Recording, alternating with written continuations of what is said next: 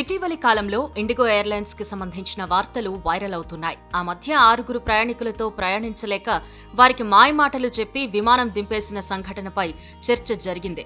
ఆ సంఘటన మరొక ముందే మరో ప్రయాణికుడికి ఇండిగో చుక్కలు చూపించింది. ఫ్లైట్ 6 సార్లు వాయిదా పడ్డంతో పాటు దాదాపు 7 గంటల సేపు వెయిట్ చేయించి విసుగు తెప్పించింది. దీంతో సదరు ప్రయాణికుడి ఆవేశం కట్టలు దించుకుంది.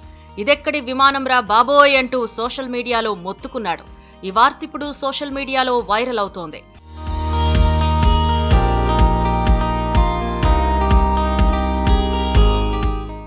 ఇండిగో ఎయిర్లైన్స్ విమాన టికెట్ బుక్ చేసుకున్న ఓ ప్యాసింజర్ తన ప్రయాణం ఆలస్యం అయినందుకు సంస్థపై తీవ్ర ఆగ్రహం వ్యక్తం చేశాడు.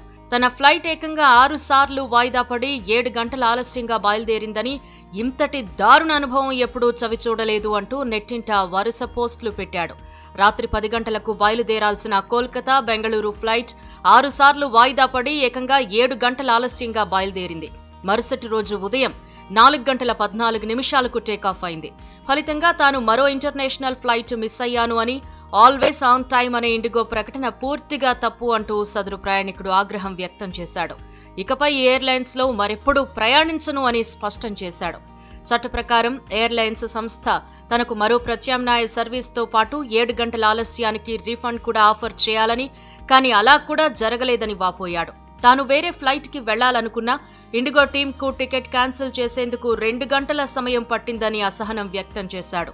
టికెట్ క్యాన్సిల్ చేయమంటూ తనతో సిబ్బంది వాదించారు అని, చివరికి అర్ధరాత్రి 2 గంటల 20 నిమిషాలకు వారు టికెట్ క్యాన్సిల్ చేసి లగేజ్ వెనక్కిచ్చారని అన్నాడు. ఫ్లైట్ ఆలస్యం గురించి ముందే చెప్పుంటే నేను వేరే విమానంలో బయలుదేరేవాడినని అసహనం వ్యక్తం చేశాడు. ఇది మంచు వల్ల జరిగిన ఆలస్యం కాదని, రెగ్యులర్ ప్రొసీజర్ అని మరో ఉద్యోగి చెప్పినట్టు కూడా పేర్కొన్నాడు.